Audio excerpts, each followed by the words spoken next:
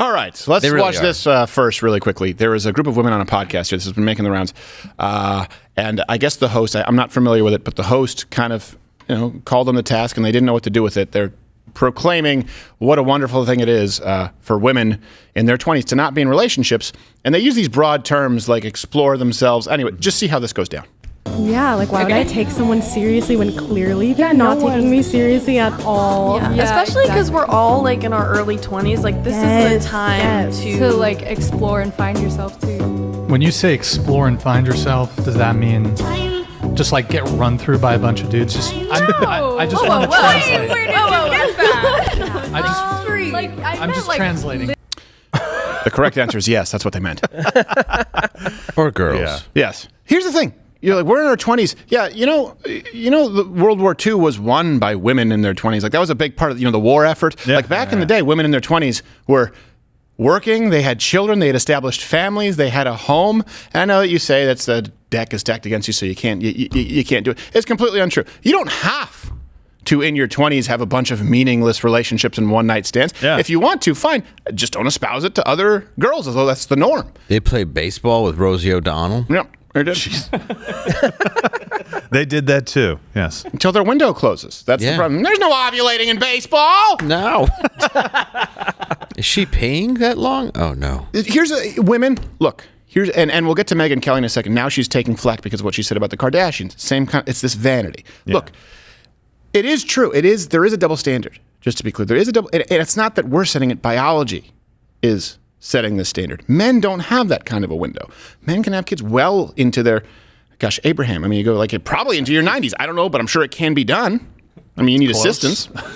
But you do have a certain window. And if you're saying, I'm going to waste my 20s, and women often get into their 30s and they go, they end up settling. You say, I'm not going to settle for anything less than perfect when you're in your 20s.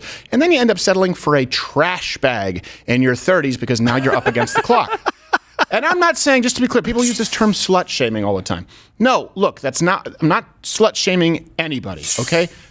That being said, look, can we all acknowledge that not most women are whores, okay? Let's be clear about it. Probably not even a plurality, okay? But some are. And it's a bad idea. Are we not allowed to say that some are at this point? If you're just going on and you're going into it with the mindset of I am going to sleep around because it's my 20s. Some women are. And we'd like to thank your dad. Yes, jeez. Who is at home? By that we mean stepdad. Right now. Yeah. No, I mean these ladies second stepdad. Yes, and thirdsies. The one that didn't go to jail. Yeah. Right, and the guy who kissed you at the PTA meeting. Why don't you just find guys that are serious about you? Don't settle for the guys that obviously aren't taking you seriously. By the way, if you want to be taken seriously, be somebody that can be taken seriously as well. You didn't quite look like that, but you're young. I get it. It's this baseline. of, we're in our 20s, so this is what we do. Something happens in college. I was in college, so I, was getting ripped all the time. Look, I drink. I'm not someone I don't drink a lot. I have no problem with people who drink. I have no problem with people who do these things responsibly. But to say, the baseline is if you're in college, it's 4 years of glorified alcoholism. It doesn't have to be that way. Right. And this is perpetuated by, of course, the entertainment industry saying, this is what women should do in your 20s. This is what you should do in college. No. You can make good decisions at any point in your life. And they're so dumbfounded. Like, is that what? No, that's not what we mean. Well, what do you mean? I mean, have a bunch of relationships and sleep with a lot of guys. Okay, here's the issue. And I will say it is a double standard when people say, why am I a slut if I do this and men aren't? Okay, that is true. Here's why. You're the gatekeeper. Women should say no, and men should, of course, respect no, to be clear. But your set point, women, you control access to sex, right? Because your natural set point is no, I don't know, prove your worth. A man's natural set point is please. So you are the rate limiting factor. Take advantage of it. We've tried to empower women by stripping them of something with which they're powerful. The ability to pick a suitor. You've given it away. Yeah, you have value. Yes. You have inherent value. Yeah, that you can use. Like if I ever hit rock bottom, I just can't go out and sell myself. No, you can't. No. Well, you've tried. I can. It's just going to be to other men. Yes, exactly. Conjugal visits. And that being said, Dave, just so you know how big of a heart this guy has. Yeah. He does the conjugal visits just to put a smile on their faces. I do. It is. I do, and they grin ear to ear. Yeah, Dave goes down to these hurricane-stricken areas, and he's like, guys, I'm open season. I know it's a tough time. Come on. Yes. My mouth is a hurricane. It's his version of USO. It's just FEMA and him and titty tassels. I please them with the tornado. Yes. That's what they call it, huh? It's an F5. Yes. That's more like an F1. So this ties into, do we have it? Megyn Kelly. Megyn Kelly is catching flack right now. And for whoever you line up, if you agree with Megyn Kelly or not. It's like a penis. I'm sorry. Oh, okay. Well, there's a rocket going on. I know. We're all children. Guys, I'm gay. Oh, boy. Yeah, I'm not. That does, though. So Megyn Kelly is catching flack for what she said. And people are mislabeling this, just saying, she just called the Kardashians evil. That's actually not what she said. And I think she had a pretty good point. And I think that she actually couched it pretty effectively. And I think that a lot of women would do well to listen to it. And by the way, men, you would do well to look for a woman who expresses these kinds of sentiments and values. It's just opinion. Let's roll Megyn Kelly. Yeah. What I object to, back on the Kardashians, is the unrivaled vanity.